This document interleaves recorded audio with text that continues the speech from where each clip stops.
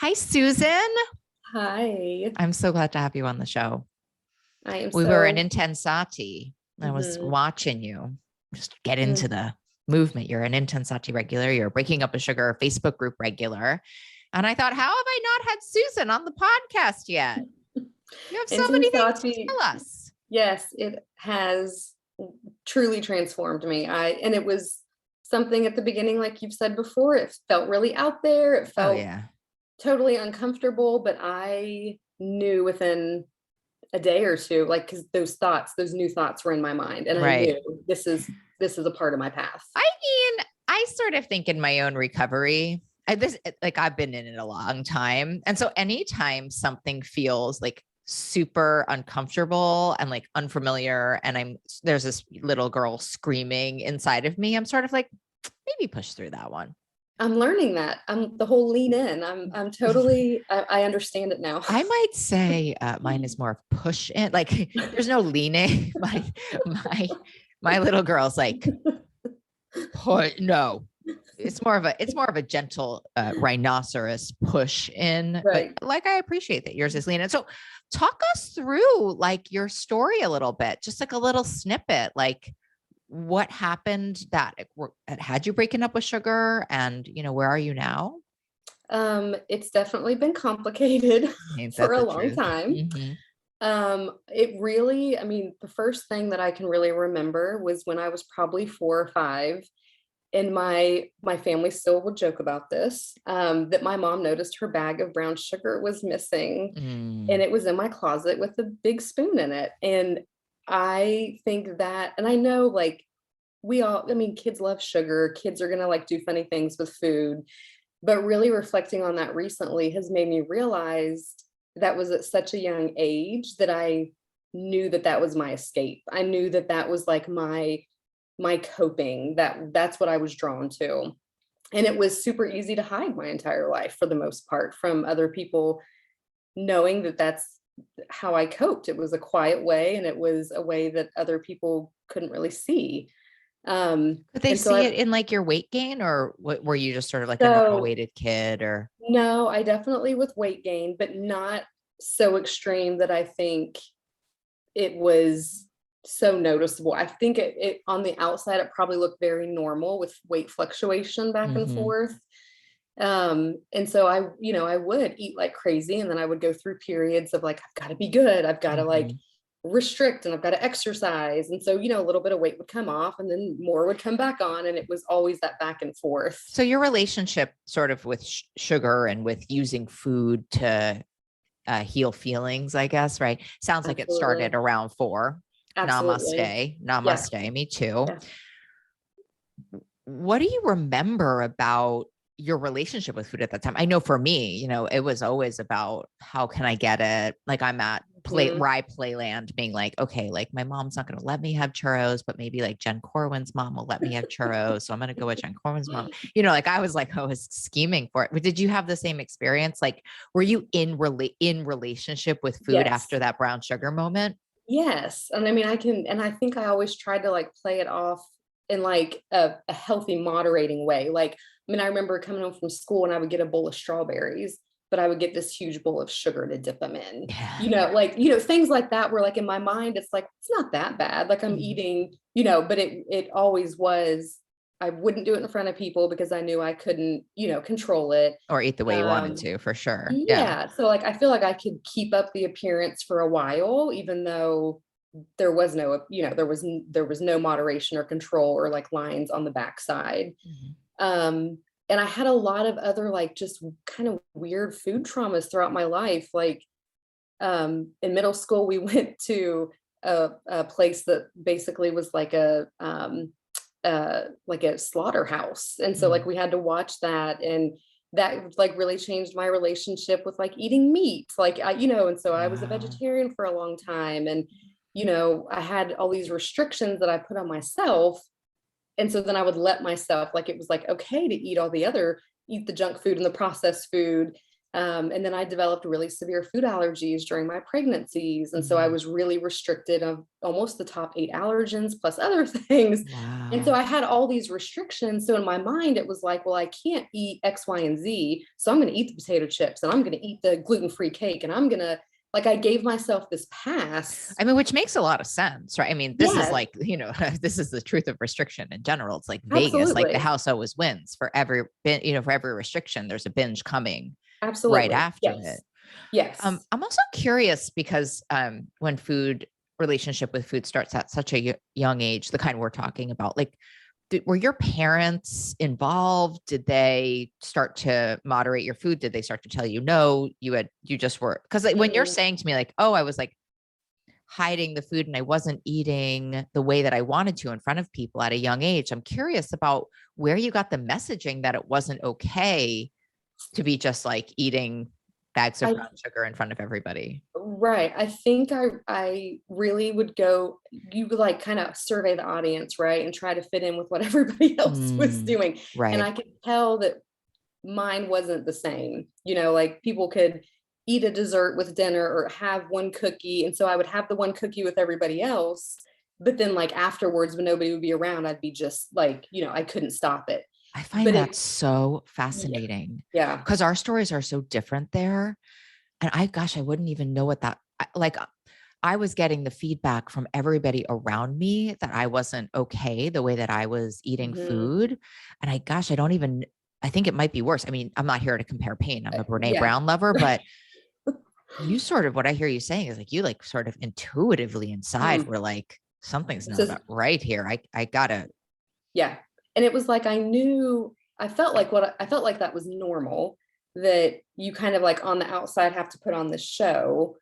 But but if I really think about it, I knew for a long, long time that I was on a different level. mm, And I think feeling like I was on a different level just caused me to shut down more with like nobody's gonna understand what's yeah. wrong with It's a me. shame breeding It's Oh ground. my Like, gosh. I and it's mean, interesting, right? Because like any way you slice it, it's just so interesting, right? Like mine was a shame breeding ground because I was like chronically invalidated by the people around me. Yours was yeah, a shame breeding ground because you were so acutely aware of your surroundings yeah, and yeah, then making that comparison of not being enough. It's just like yeah. the diet culture is just, that's like pervasive. I mean, Yes. talk about, Yes. look up the Yeah. definition of pervasive because that is what we're Yeah. talking about here And for I feel sure. like when COVID hit, that's when it became really unmanageable, because Wow. that's when, probably the biggest weight gain that I've ever had happened, because I was already like the shame and the guilt, and I was a worrier and anxiety, and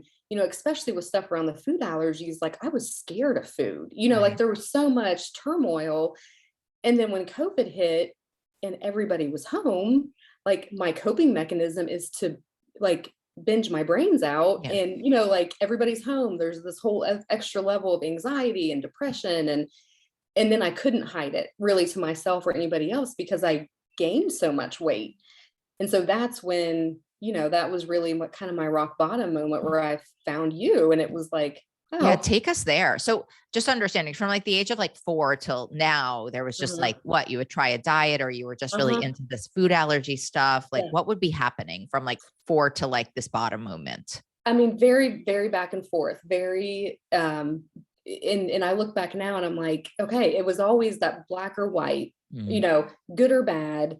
I was all in for a diet or I was all out, very back and forth. And I didn't think any kind of a middle ground was Mhm. honestly even possible. I Mm. mean, that's like how, how far down it was that I just thought, Oh, Susan, I think that's how far down everybody thinks I it think you're is. right. I No, don't you're think you're, right. I don't Yes, think, no, you're I think right. you were in the majority. I think that's the whole point, right? Yeah. We think, oh my God, I either need to like eat nothing but broccoli or Yes. gluten-free cake all Yes. day. Those are my And that's two Yep. speeds.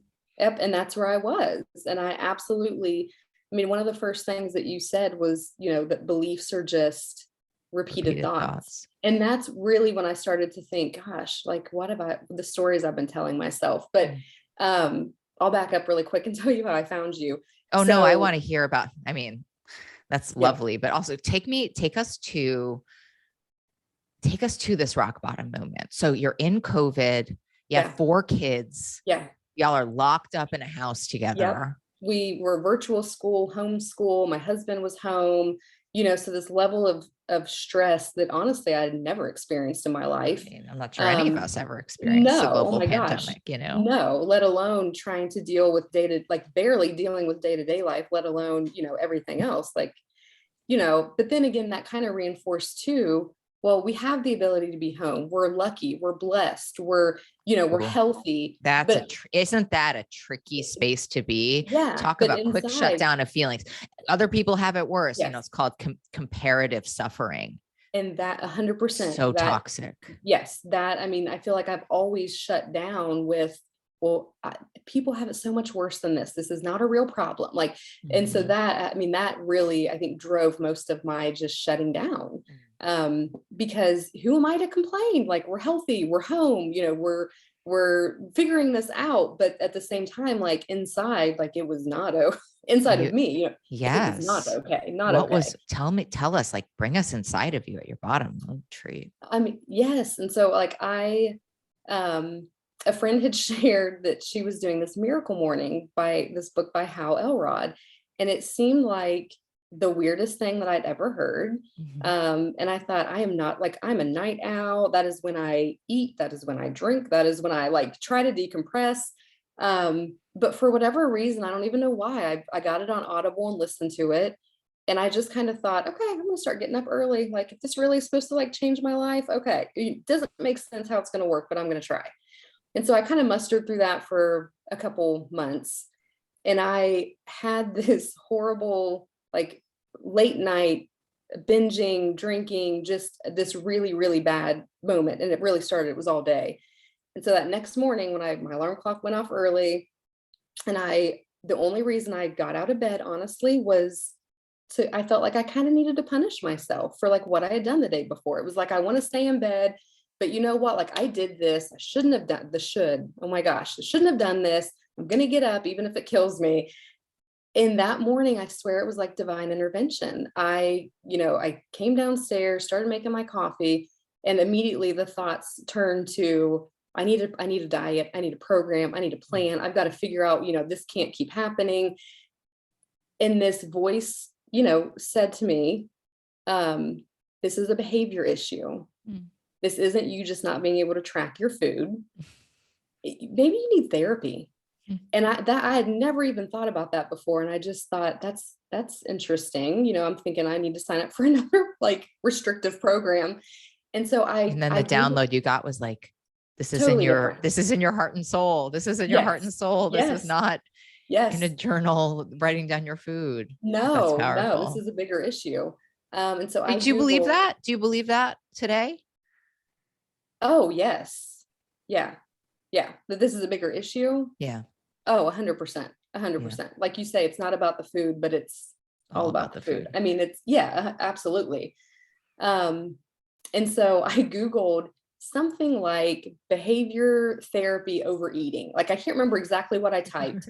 And this article that you had written for some dietetic, I don't even know what, something came up, and it was like all about binge eating disorder. And I read it and I thought, is this a real thing? Like, this is not that moment of like, is this not just like, is this not normal? Is this not like, was it relieving, or was it like, what was that feeling? It was relieving, but then immediately almost shutting down of, I don't have a disorder. Like, kind of like, who does she think she is, trying to say that like binge eating is like a real thing? Because you thought it was just a character flaw. You thought it was just a part of your messed upness, your not enoughness. It was very entrenched in your personality. Yes. Yeah. Totally, just, this is the way I am, take it or leave it, Right. Just so here to punish myself this morning. 100%. Yeah. 100%. So I went to your website and, started reading through like therapy options, and I thought, this is it. I don't live in New York, so, oh, well, maybe this isn't it, kind of like dismissed, well, man, that would have been it, but this isn't, and then found that saw that you'd written the book Breaking Up with Sugar. And so I got my kids off to school. I did the sample on Audible. Like, I will never forget. I love it. You weren't all in. You were like, let me just hear a little bit. Yes. Yeah. Yes. So I was driving to do like my Target pickup, listen to the sample. I mean, and I was bawling, Molly. And like everybody says, like, you wrote this book for me. Like, how did you know? How did you see into I my did, soul without Susan. I knowing wrote me? it just for Susan Crompton. um, and so then the sample ended, and I literally pulled off the side of the road and bought the book and waited for it to download because I couldn't stop. And so, I came home. I was so sick that day, like just physically sick. From And detoxing or from binging the well, night from before? binging the night Yeah. before. And I just laid on the couch and listened. And I did not stop listening for probably 2 days. Like I was all, the funny thing is though, I was all in without even knowing what in was. It was like, but I heard your story. I heard what you shared. It spoke to me on a level that nothing has ever spoke to me. And I knew this is it. Like, this is how I get freedom. This is what I need. So if somebody's listening right now, because I don't like to be that self-promoting, I'm working on it. But it's really hard for me. It's not my strong suit. It's my own therapy. I'll be my therapist podcast. When you say I was all in and I didn't even know it, which I have to say for anybody listening, I mean, one of the things I say all the time, 'cause I've been an addictions therapist for 1,000 years, is that you literally never know which time is going to work. You never know which book you're going to pick up. You just never, it's why we don't give up, right? It's why we don't give up, because I don't think when you woke up that morning in that demoralized shame that if you're listening to this podcast, we all know too well, and really wanting to punish yourself. And that's why you wouldn't sort of heal yourself in bed, that your life was, that you were going to find the teacher that you've been waiting for, right? That's happened to me too. That's why we never, ever, ever give up. But for those of people who haven't, sat and listened and read my book, when you say I'm all in, like, what can you get really, like, what did you do? So you laid on the couch and listened and chatted with me for 2 days. We had a little sleepover, but what did you start? Like, how did you get into it? Like, how did you, like, I think, grace comes down, you run with it. You never know when grace is going to come back. What did you do though? So I immediately knew, and I'd known for a long time, that sugar was a problem. And about a year before that, I had on my own just thought, gosh, I got to stop eating the chocolate. I got to stop eating and I mean, that lasted a couple days, right? Because didn't even last a day for me. Yeah. I mean, it just was like, bad. Then someone would be like, hey, do you want some chocolate? I was like, oh yes, I do. Yes, actually I do. Yes. Thank you. And that was awful. 12 hours. Yes. I'm never doing it again. Yeah. Thank you. So I knew, okay, I'm going to just give up the sugar and I'm going to do what she says. And it was like, I just felt like, my gosh, if the freedom is available, how do I not try? Even though everything probably was saying, are we doing this again? Are we really going to go down this road? Yeah. I'm always fascinated in these stories. But it was how in the world, after all this diet drama and trauma, after all these food allergies, there's this part of it that's like, yeah, I'm just going to do it. Like what, how did you get there? I'm telling you, it was divine intervention. Okay. But this really, I want to say to anybody listening, because I'd be like, oh, good for you, Susan and Molly. You just never know which attempt is going to work. It's why you don't give up. I think because what you shared, even in your introduction of the book, it spoke to my soul on like a level that nobody had ever seen or acknowledged. And I had not even acknowledged that there were other people in the world like me. Like it really, I was at that point of, this is just me, man. Sucks that I have, I could tell that there was something there that I had never tried before. And it just made sense, And so I just, so for the first 2 days, I just kind of ate normally, but I did no sugar, no flour. Which, by the way, is like, oh my gosh, right? Like, let's not like undercut that. Yes, you're right. People listening being like, why is that bad? Like, what? What? Like, that's incredible. And because I hadn't even gotten that far into the book where I didn't even know anything about what I was supposed to be eating or not eating or doing or not doing, except no sugar, right? And then I got to the part where it was no flour, and I thought, oh my gosh, did you hate me? I would hate me. I'd be like, girl, come on.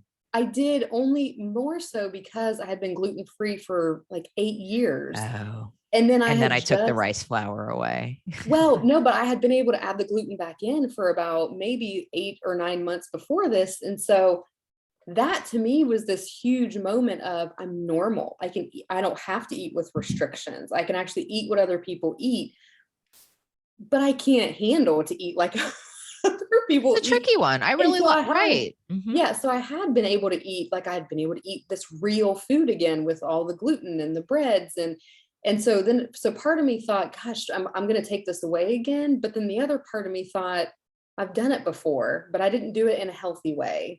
Like Mm. I can with all my So you mean allergies. like with intent, like that you would be stopping eating flour on this round because you're understanding the biochemical addictive Yes. nature for your body. You understand sort of that your Yes. brain gets freed up when you give it up. And that felt like Yes. intentional, not diety. Absolutely. Love that. And the fact too that I wasn't going to say, okay, well, I can't have bread, but man, I'm going to make the best gluten-free cake that I can find. Like, because that was my replacing. Like, okay, can't have Sure. regular pasta, gluten-free pasta, can't have this, like I was just making all these replacements with things that were not serving my body. Right. And you were still sort of And in the obsession that oh comes with a gosh. lot. Yeah. I Yeah. mean, the hyper Yeah. focus. Gosh, I Yeah. remember one time my goddaughter, it's many years ago, they didn't understand it for a long time. It took people in my life like years and years and years. And they made me, my goddaughter Carson made me this gluten-free birthday cake. And they're like, oh my gosh, we made you this gluten-free birthday. Yeah. And it was probably the size of like maybe 1.5 pieces of paper.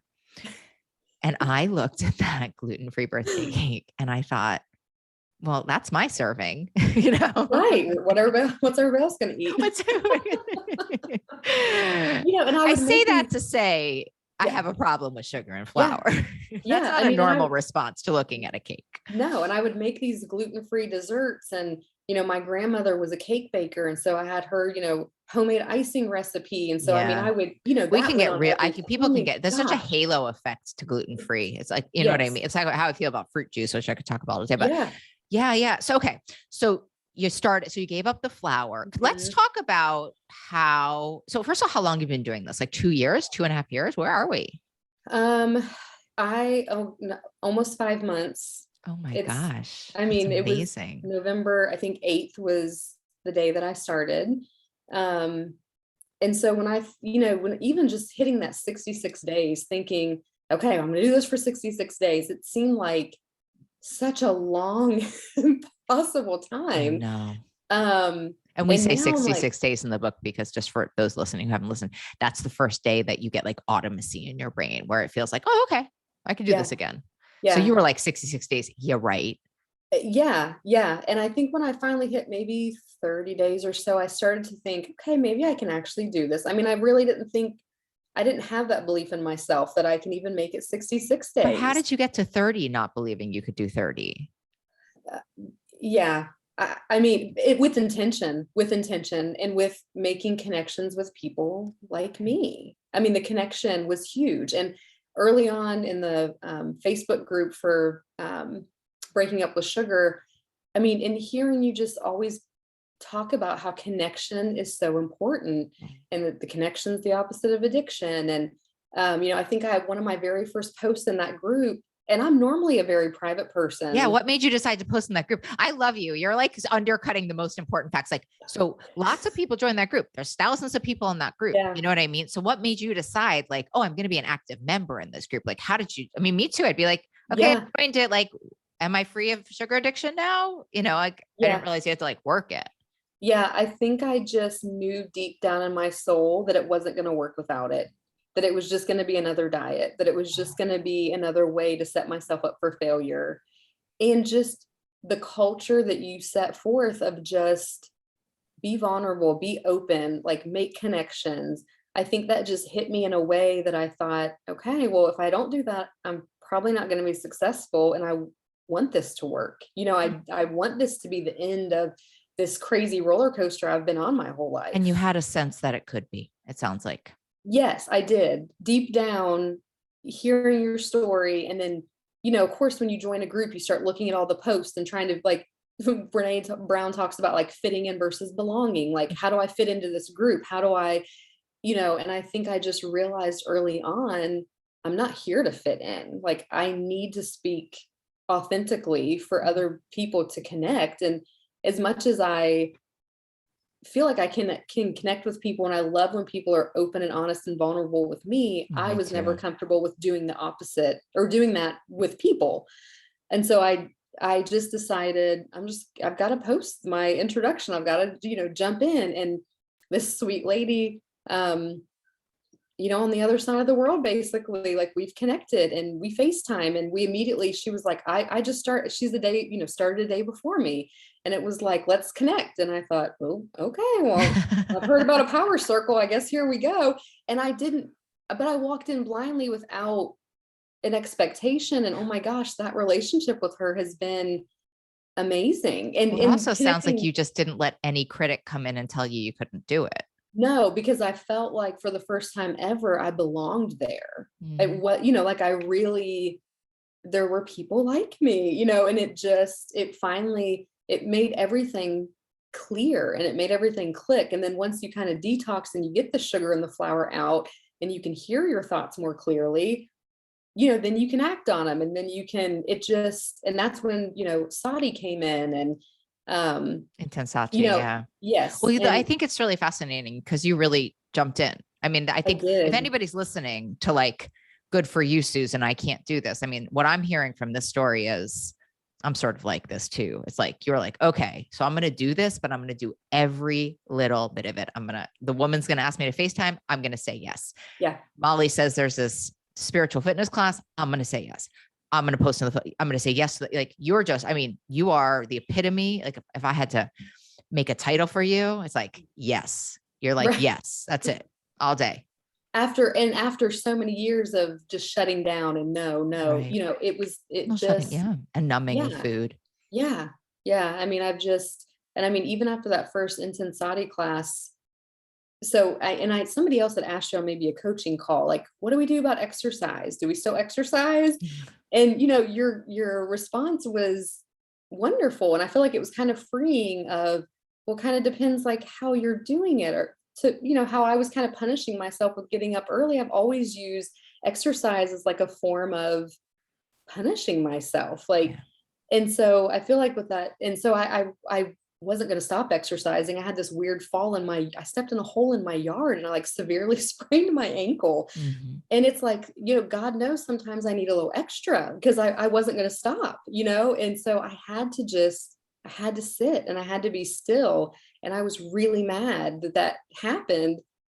But honestly, being able to sit still and really listen to my thoughts and question, well, why am I thinking this? Where does this come from? I've made so many connections now with my past that I can just see it clearly, and like be soft and be loving to say, gosh, it makes sense. As opposed to before, it was always, that was such a failure. Why did you do this? You shouldn't have What's done that. wrong with What's you? wrong with That's you? I mean, mine. that Mhm. was always my default. So for the first time ever, I can look back and think, well, yeah, it makes perfect sense. I Right. mean, and so that's just such a loving way to move forward. It's also healing all the shame, Oh right? I mean, it's gosh. like what, Yes. like in at least in DBT, we say one of the functions of shame is that it prevents us from being rejected from others, right? And Yes. so you jumping into the Facebook group, you jumping into the Intensati community, it's like, it's challenging. Well, am I going to be rejected? What you're saying about Brene Mhm. Brown and belonging.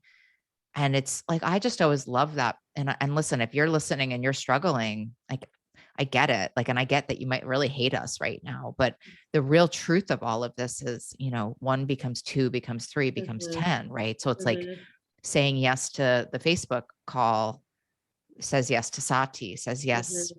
to saying no to pecan pie at Thanksgiving, Mhm. says, it's an amazing thing. It's a really gentle path. So I have a bunch of questions. What, like, what's something that you've learned in this process so far that you didn't expect to learn, or more than one thing? I mean, for sure that it's not about the food. Like, food was my symptom. Food was what I did for coping. Um, I mean, of course it's about the food, but it is so much more than that. And I did not expect that. Even though your story resonated and it was different, it still was like, but that goes back to diet culture and the perfectionism. I mean, that goes back to, um, well, calories in, calories out. I got to track my food. I got to do Totally. this. And, um, When you say And it's then not about the food though, it's what is not. it about? Like, what is it about for you then? Like, what It did you is, find? I found a whole lot of inner peace that I did not know was possible. Did you find that when you're saying like, the thing I'm realizing is not about the food, like, and you say food is just a symptom. What's the problem for you? I think the problem for me was always a lot of it goes back to the perfectionism Diet and culture. always thinking, what are other people going to think? Like, again, that fitting in of how do Mhm. I fit in? How do I look like everybody else? How do I say what I'm supposed to say? How do I eat what I'm supposed to eat? And, That like and abandoning yourself, like yeah, you were abandoning yourself from an early yeah, age to try to fit in. yeah. I mean, I Yeah. gave away, like you've said, you give away all your power. I mean, you just get to the point that I had to numb those feelings. I've always had big feelings. I've always kind of had this heightened sense of intuition. And it was always shut down. And I just kind of created these stories in my head of like, well, that's just me and that's too much for people. And Oh, um, and those I stories take just, on life, don't oh they? my I mean, gosh. I Yes. know those stories. I mean, Yeah. because that's what I feel like after we put down the food or we find healthy relationship with food, it's really about learning how to untangle those stories and create new Oh, ones. yeah. Yeah. Yeah, absolutely. And just you know, things that you really create in your head, and then those are just your beliefs, and that's not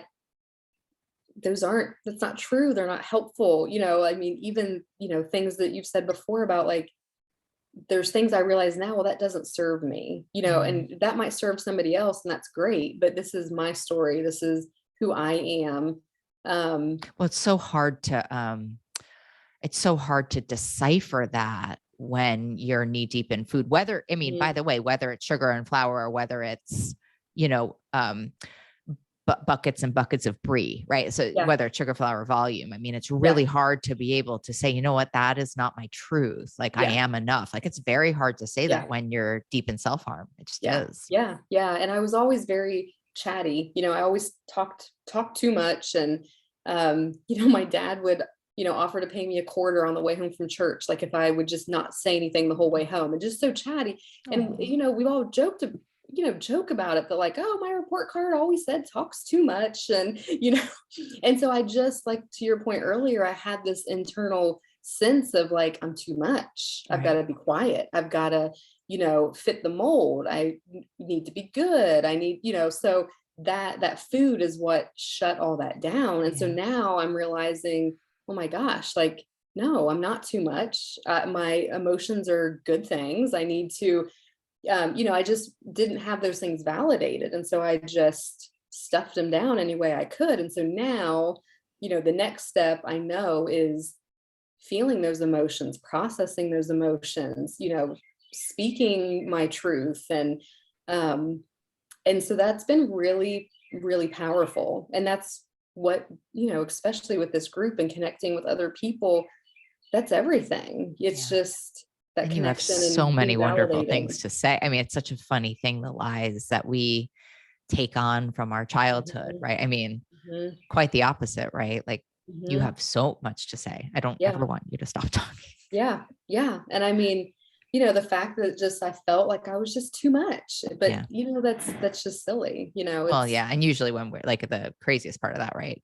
Is that we feel like we're too much and we feel like we're not enough at the very same time. yes, Right. Which yes, makes them both be yeah, completely untrue. yeah, So you said, God, I never thought I could get to 66 days. And, it sounds like you're in the mhm. 160, camp. Do you have any thoughts about how much longer you would go have being broken up with sugar? I have no desire to ever I mean, early on, I kind of thought, "Well, we'll get to this and then we'll see, see if it's for me." And now I can honestly say, I don't once those cravings stopped, Mhm. it was like, why would I ever go back to that? I mean, I have Wow. so much freedom and peace, and um, I have no desire to ever go back. And I mean, Don't you that's not think to that's say that bonkers? it's bonkers. Well, let's do that one again. Isn't that bonkers? Hang on. Oh, life. So sorry, they're cutting our grass. Oh no, believe you me, I've been doing this a long time. Let me move. They have never come this early before. Go figure.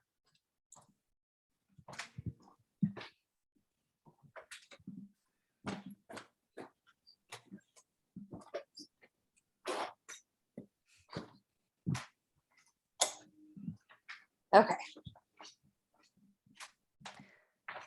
We're almost there. Okay.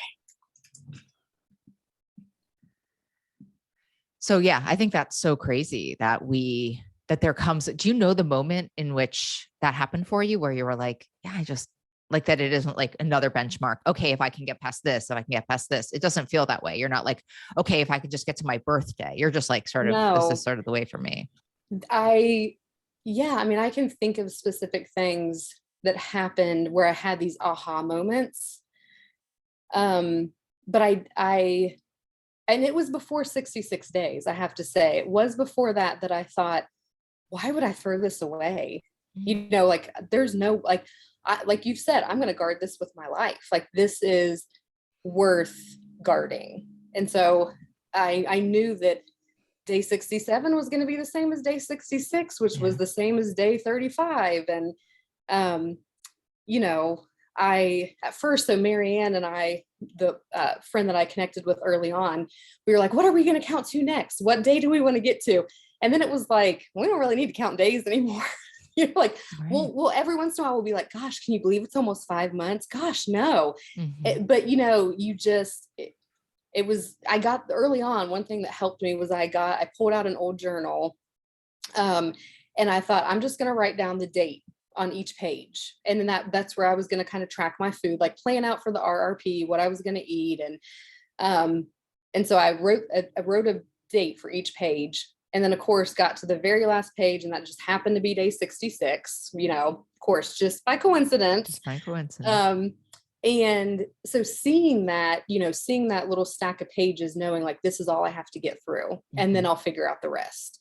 That helped me with, you know, and then when I got to the end, it was like, okay, well, now we just start a new journal, you know, you just keep going. It's amazing though. And I do think grace has so much to do with it, because there's just no time during this process where diet culture came in and said, well, you're done with the journal. And I think that does speak so much to the biochemical piece. Like it sounds like you're a real 12 sugar addict. Oh, I was. Oh, absolutely. I was. And I think doing that quiz helped me really. I couldn't make up the stories that, well, but maybe I can have a piece of cake on my birthday. Like that really. Well, I don't agree with that though. I think rationalizations are, you know, the thing where we are trying to inoculate ourselves against in every moment. So I don't want you to undercut yourself. I think there's no question that a part of you can say, I want birthday cake. It just, to me, it sounds like your why and the relationship that you've created with food is so much more powerful and so much more peaceful than any rationalization that could come in, which I would agree with you, Susan. Guard that with your life. Yes. Right. Because I'm sure you could have another go around, but wow, nurture this little recovery. I mean, once I got over those initial first couple of days, especially when I realized, gosh, the craving's not there.